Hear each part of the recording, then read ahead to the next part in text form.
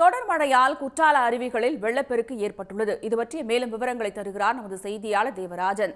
தேவராஜன், மழையின் அளவு எப்படி இருக்கிறது? சுற்றுலா பயணிகளுடைய வருகை இருக்கிறதா? கூடுதல் விவரம். அதாவது தென்காசி மாவட்டத்துல தென்காசி, செங்கோட்டை, குற்றாலம், கடையநல்லூர், பாவுச்சத்திரம், ஆலங்குளம், சங்கரன்கோவில் உள்ளிட்ட அனைத்து பகுதிகளிலுமே நேற்று மாலை முதல் விடிய விடிய மழை பெய்திருக்கிறது. மேற்கு தொடர்ச்சி மலைப்பகுதியில் பெய்த மழை காரணமாக குற்றால அருவிகள் அனைத்து அருவிகளிலும் வெள்ளப்பெருக்கு ஏற்பட்டிருக்கிறது. இதனால் எந்த அருவியிலும் பொதுமக்கள் குளிப்பதற்கு தடை விதிக்கப்பட்டிருக்கிறது. ஏற்கனவே கடந்த 2 நாட்களாக தடை நீடிக்கிற நிலையில் இன்று 3வது நாளாக தடை நீடிக்கிறது.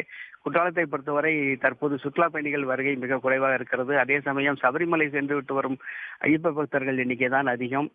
சபரிமலையில் தரிசனம் செய்துவிட்டு குற்றாலத்தில் வந்து புனித நீராடி விட்டு செல்வது பலரது வழக்கமாக இருந்து வருகிறது. அப்படி குற்றாலம் வந்த ஐயப்ப பக்தர்கள் இன்று குளிக்க முடியாதால் ஏமாற்றத்துடன் திரும்பி இருக்கிறார்கள். குற்றாலம் இதுவரை வந்த வெள்ளத்தை விட தற்போது மெயின் அருவியில் உள்ள பாதுகாப்பு வளைவை தாண்டி தண்ணீர் ஆக்ரோஷமாக கொட்டி கொண்டிருக்கிறது. இதனால் அருவி கரைக்கு யாரும் செல்ல முடியாதபடி கூடுதல் போலீஸ் பாதுகாப்பு பலப்படுத்தப்பட்டிருக்கிறது.